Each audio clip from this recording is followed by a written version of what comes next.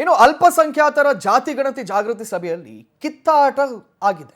ಕಲಬುರಗಿಯಲ್ಲಿ ನಡೆದಂತ ಸಭೆಯಲ್ಲಿ ಕುರ್ಚಿ ಎಸೆದು ಗಲಾಟೆ ಮಾಡಿದ್ದಾರೆ. ಅಲ್ಪಸಂಖ್ಯಾತರ ಜಾತಿ ಗಣತಿ ಜಾಗೃತಿ ಸಭೆಯಲ್ಲಿ ಕಿತ್ತಾಟ ನಡೆದಿದೆ.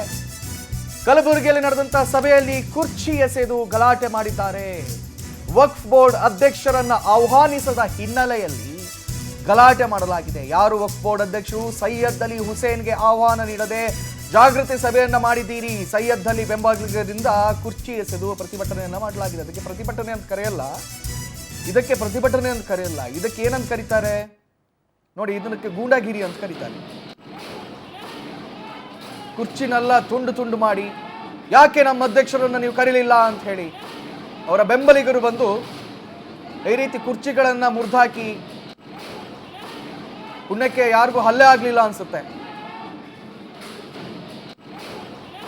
ಈ ವಿಡಿಯೋ ರೆಕಾರ್ಡಿಂಗ್ ಇದೀಗ ಪವರ್ ಟಿವಿಗೆ ಲಭ್ಯವಾಗಿರುವಂಥದ್ದು. ಅಲ್ಪಸಂಖ್ಯಾತರ ಜಾತಿ ಗಣತಿ ಜಾಗೃತಿ ಸಭೆಯನ್ನ ಮಾಡಲಾಗ್ತಾ ಇತ್ತು. ಏನು ಜಾತಿ ಗಣತಿಗೆ ಹೊರಟಿದ್ದಾರೆ, ಅದ್ರ ಕುರಿತಾಗಿ ಜಾಗೃತಿ ಯಾವ ರೀತಿ ಮಾಡಬೇಕು, ಹೆಂಗೆ ಮಾಡಬೇಕು, ಇದರ ಸಭೆಯನ್ನು ಕರೆಯಲಾಗಿತ್ತು. ಆ ಸಭೆಯಲ್ಲಿ ಇದೆಲ್ಲ ರಾಮಾಯಣ ಆಗ್ಬಿಟ್ಟಿದೆ.